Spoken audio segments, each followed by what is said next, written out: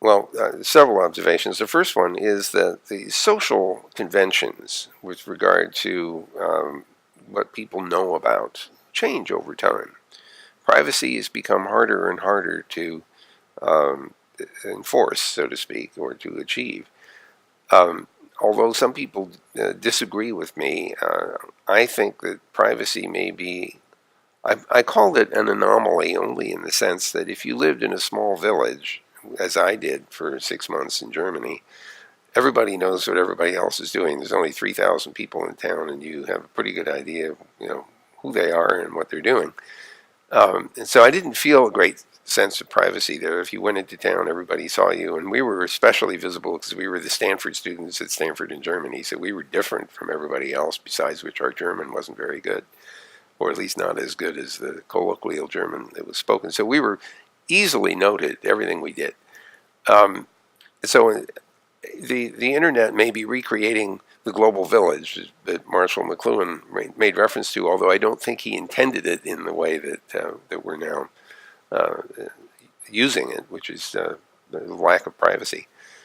Um, it's also, I think, likely that an attempt to get the internet to forget something may prove to be difficult. And in fact, it's ironic in a way that the net remembers things we wish it might forget or wish it would forget, and it also forgets things we wish it would remember. And sometimes, you will have found something in the middle of a Google search, for example, and then a few weeks later you go to find it again and it's gone. And this is too bad because why? Somebody didn't renew their domain name, and so the URL that reached that thing doesn't resolve anymore, and so you can't find the content that would have been useful to get to. It's a very funny technical environment.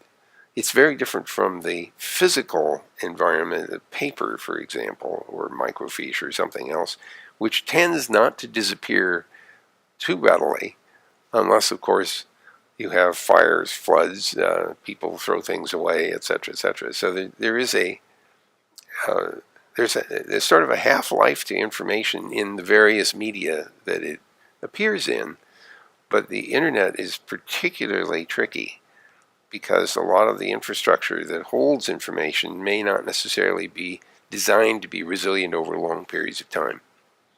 And so even a piece of paper can sometimes last for a long period of time if you can still find it again.